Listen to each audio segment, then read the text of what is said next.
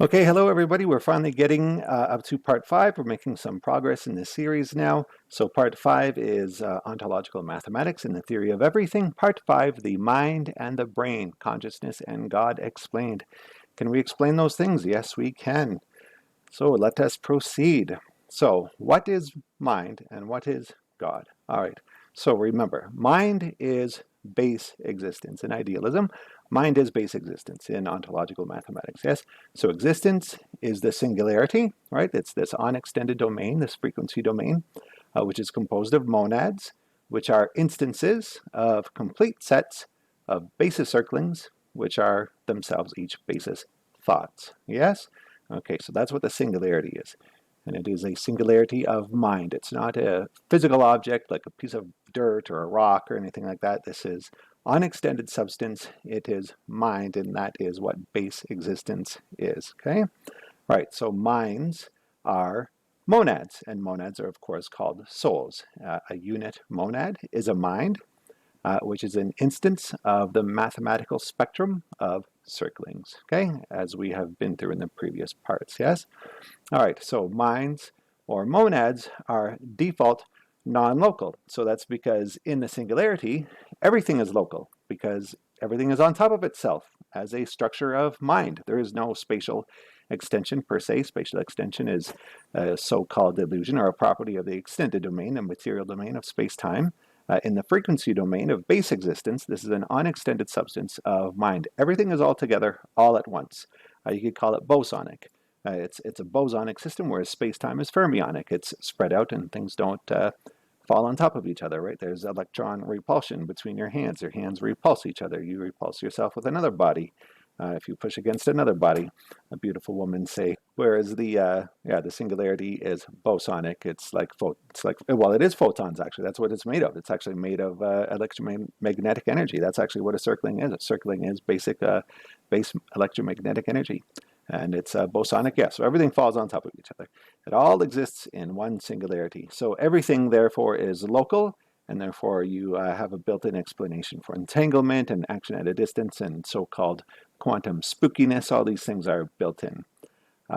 And so the default mode of this domain is what you would call the subconscious or unconscious. Generally, that's the way you think of it. Although we should actually maybe call this domain differently conscious, because this is ontological mind, right? This is the domain of ontological mind, of mind in and of itself as it exists in and of itself, yes?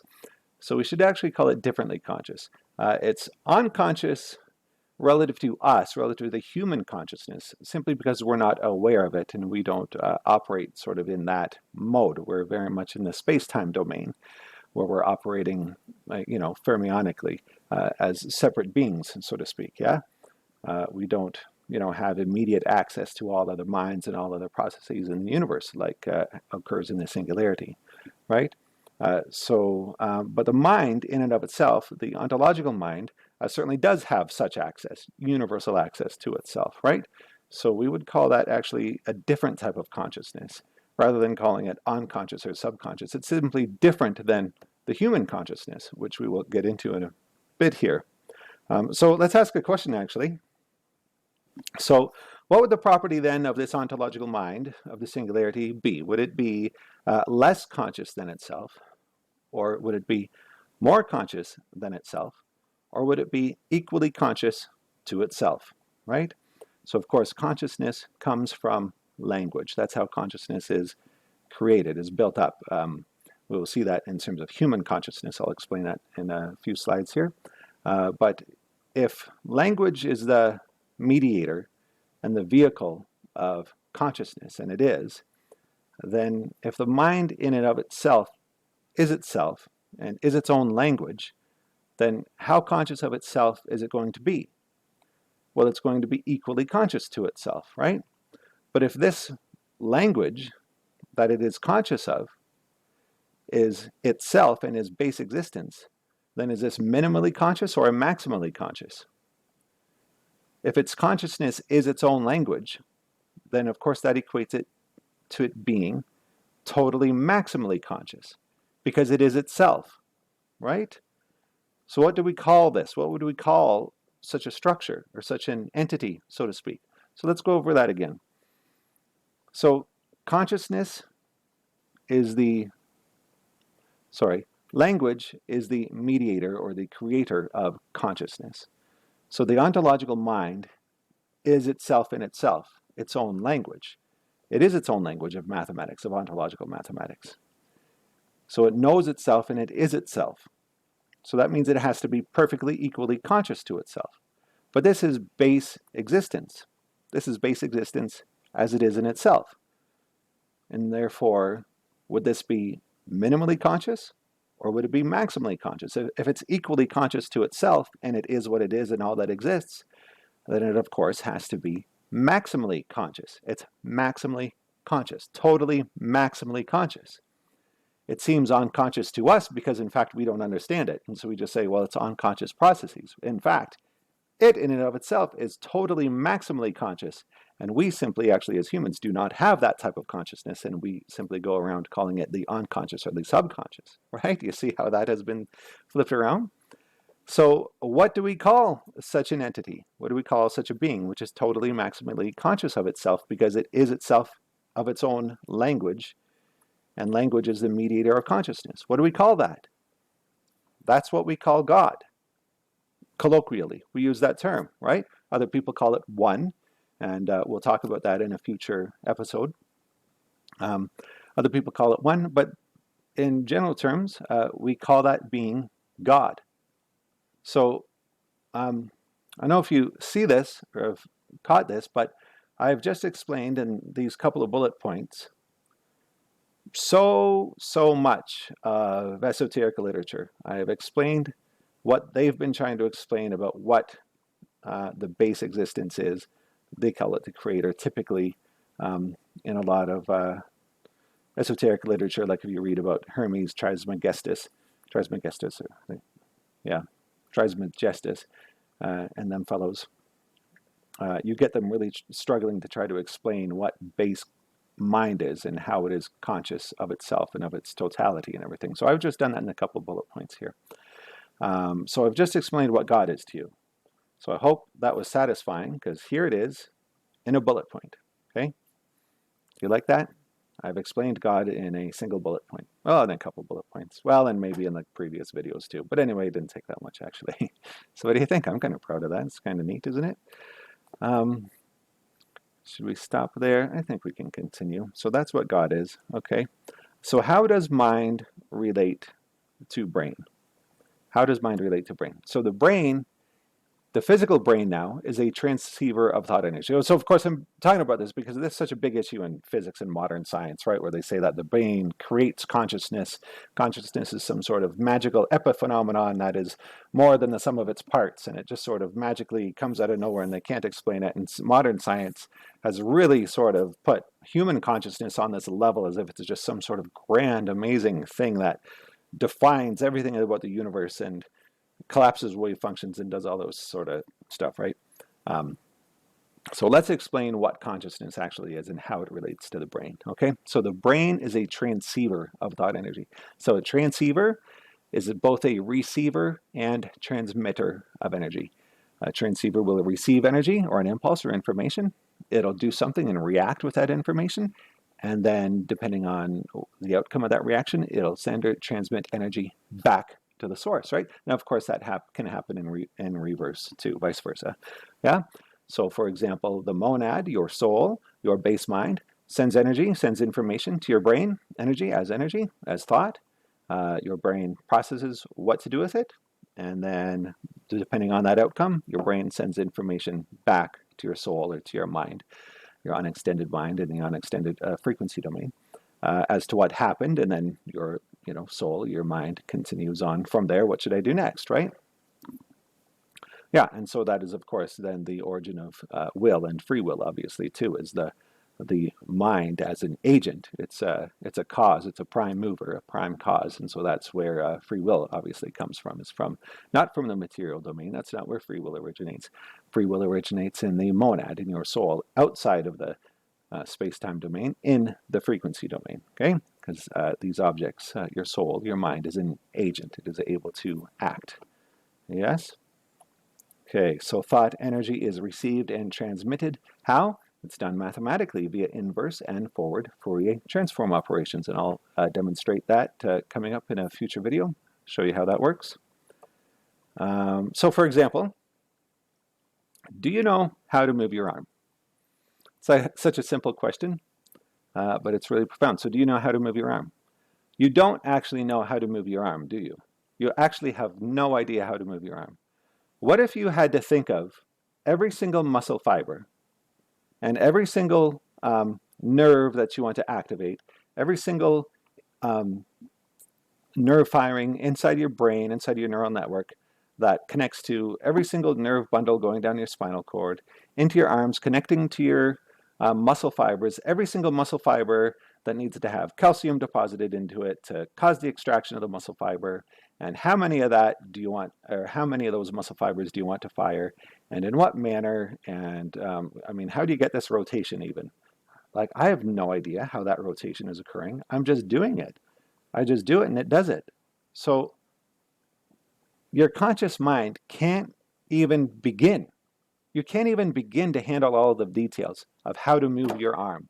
You can't even start thinking of how to move your arm. Like, tell your brain to fire some neurons to trigger some muscle fibers. You can't do that, and that's not what happens. So what's doing that?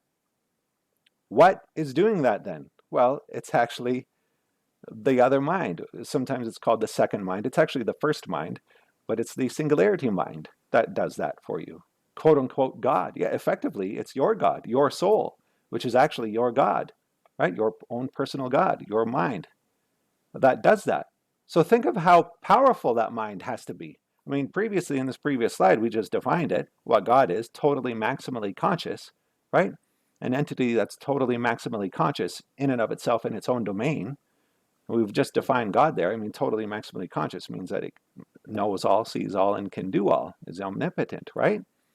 So you have no idea how to move your arm, but something moves your arm.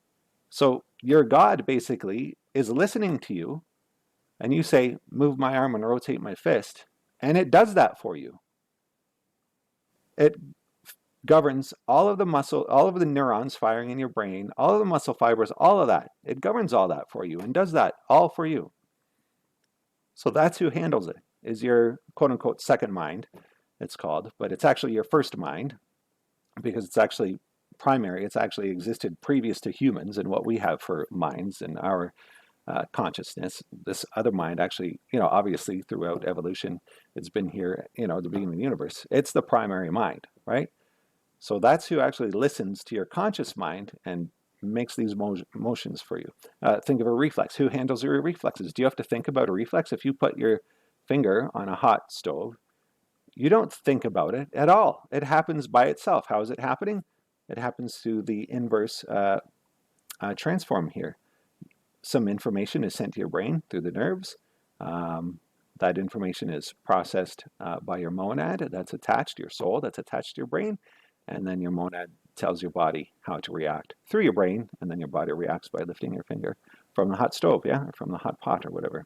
Okay, so that's actually how close we are to God. God is right with us. Our own personal God, our monad, is right with us, listening to us all the time, moving our bodies, right? Think of how wonderful that is, right? And the thing about this thing is it's actually universal. It's personal to us, and we have our own personal node, but in its own domain, it's connected through the singularity with everything else. So it actually becomes connected to everything else. So it's actually universal to everyone out there, but we also have our own personal version, our own personal connection to it, right? So that's how it works. But you can really see how paganism comes in, how paganism is really so beautiful here, right? Because, we would worship the processes in the trees, because everything is mind. Everything becomes mind. We think of the rocks. Of course, there's not much going on in rocks, but look at the trees, for example. Look at how a flower on an apple tree transforms into an apple over a season.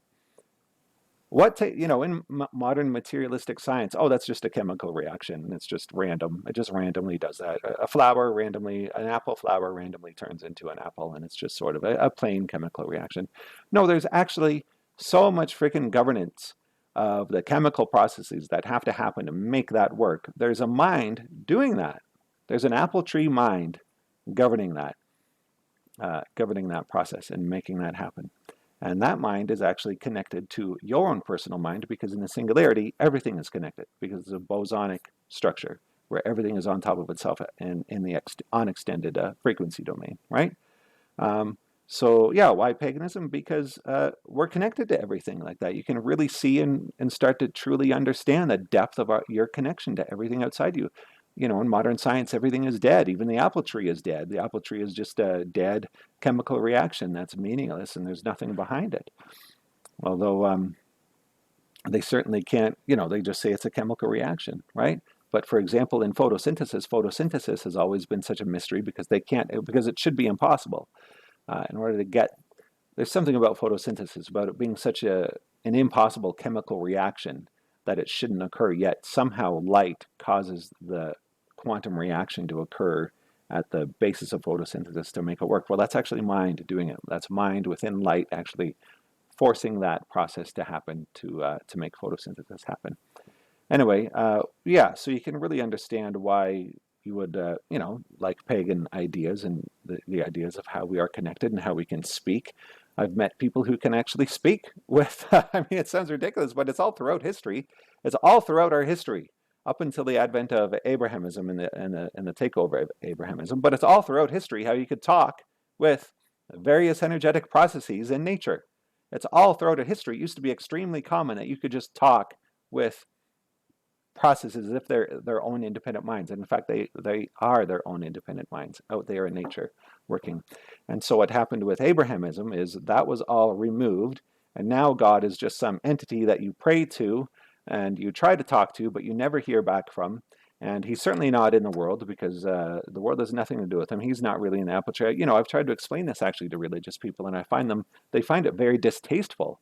They find it very distasteful that I'm saying that their Christian God is, or whatever the Abrahamic God is in the tree making the apple flower turn into an apple, or that he's in your body listening to what you're asking for to move your hand or rotate your wrist, right? They actually find it distasteful, the idea that God is that close. And that's exactly what has been the point of Abrahamism as an attack on this planet, as an attack on humanity, right? Is to separate us from where we have evolved, from where we belong. Think of that. If we have evolved here on this earth as part of all of these processes, and now we separate ourselves from them spiritually and mentally and emotionally, well, what's going to happen to us? What's going to destroy us, obviously? And we are destroying ourselves, because look what's happening in modern science. Modern science is all about the children being castrated and being made infertile. They're all about that. I mean, that's the hugest thing in STEM and in science and in universities now, is getting those kids on those transgender drugs and destroying their little ovaries and cutting off their testicles. Like, science just loves that shit these days. They're freaking all about it. Not only that, they're doing this thing where they want to remove carbon dioxide from the atmosphere because they think it's going to make the environment better for life. Whereas, you know, obviously removing carbon dioxide from the atmosphere is going to actually create an extinction level event. So that's the result, and it's a direct result of our complete disconnection from nature. If we were in such a state where we could, you know, like the pagans, talk with the air spirit or talk with the nature spirit would say, don't you dare remove the carbon dioxide from the atmosphere. Anyway, we've lost those abilities, but we're coming back to an understanding of the truth through reason. And yeah, we're going to have to defeat the materialists at some point, because the materialists are so incredibly separated from the truth of nature, of existence, from the idea of mind and the mental nature of existence, that yeah, they're all set on destroying the planet. They really are all set on destroying the planet, as I've discussed and exposed in my recent book, Planet Wars. Okay, so say hello, move your arm, and say hello. Thanks God for moving my arm. Literally, that's what happened. Literally, you move our arm, you go for a run. Thank God for it. Literally, he's doing it. Literally, your own personal God is governing all the things that have to happen in your body, unconsciously, instantaneously. Think of how fast it does it. If you had to write down, the example again, if you had to write down all the steps you need to rotate your wrist, you don't even know where to begin. You don't even know how many steps there are. Yet your unconscious mind, your subconscious mind, does it instantaneously. And just like that, without any effort whatsoever. And you'll note that I called that your subconscious mind. And of course, what is the subconscious mind? That's actually the monad mind. That's actually your soul mind, which is the singularity mind, which is the entity that is um, in and of itself aware of itself because it is its own language, the maximally conscious entity. So a maximally conscious entity can do this no problem because it's maximally conscious, because it's God, right? Whereas you have no idea how to do this. You have literally no clue how to do that, right? Isn't that interesting? Isn't it amazing? We go through life moving our bodies and we have no damn clue how to move our bodies. I mean, what's that secret? The secret, the best way to hide something is to hide it inside the human body, or to hide it in plain sight kind of thing, right? It's kind of like that idea. Okay, well, hopefully I got the idea across. So what is consciousness? So consciousness for the human experience is something added to the human condition. Human consciousness is not a fundamental property of existence. The cosmic consciousness, which you call the singularity mind, that's the fundamental property of existence. That is fundamental existence. But human consciousness is a very recent phenomenon. Okay, it's something that's added to humans through culture and through language. It's something not something that all humans necessarily have or would have, and definitely do not have in equal quality or quantity, right? Human consciousness is added to humans. It's something added to our condition, but not at all similarly, consistently, or equally. I mean, you can agree with that, right? Humans have something we call consciousness, but it is not at all similarly added or consistently added or equally added. It's a very new thing. It's very, like, what would you call that? It's very effervescent. Like it's like the sublimation. It's like something that's sublimating off of the human condition on Earth, and only some humans are really doing it well. They're really getting it, and the rest is just sort of at a low level trying to get there, but not really. So it's a product of language. That's the most important thing to understand. That consciousness is a product of language. Without no language, there would be no consciousness. And language, of course, is itself a product of culture, very heavily influenced, or a property of culture as well. They really go, for humans, in any case, they really go together, language and culture, right? So different culture that have different modes of language, different modes of speak, different concepts in their language are going to have different styles of consciousness. Yes, indeed. Importantly, it is the ability to maintain a narrative of one's experiences provided by sufficient ability, so that's complexity, but not the magical more than parts kind of the brain. So of course scientists today are saying, oh, consciousness, some magical epiphenomenon that magically emerges out of the brain. We totally can't explain it. You can totally explain it. It's totally explained by, one, the brain has sufficient complexity, that means ability to speak, to learn language, right? To create abstract sounds and abstract marks for things like, for example, tree. So we have the sound tree. The sound tree is not the actual tree, but abstractly, right, we understand what the sound tree refers to. We can imagine it in our mind, right? So that's what consciousness is. We can imagine things that aren't there in our mind with the use of language, right? And then language allows us to communicate those abstract concepts with other members of our species, yes? Okay, and yes, and then the other part is that, of course, memory. So the neocortex and memory. So the brain, what we have with human consciousness is totally explained by the brain. It's not some magical thing that you can't explain coming out of the brain. It's totally a part of the brain. It's totally explainable, not as like human consciousness as part of the brain. Allowed, the support for it is provided by the human brain, by the neocortex, which allows complex language, by our memory systems, short-term and long-term memory, which we have sufficient neural connectivity for to function, right?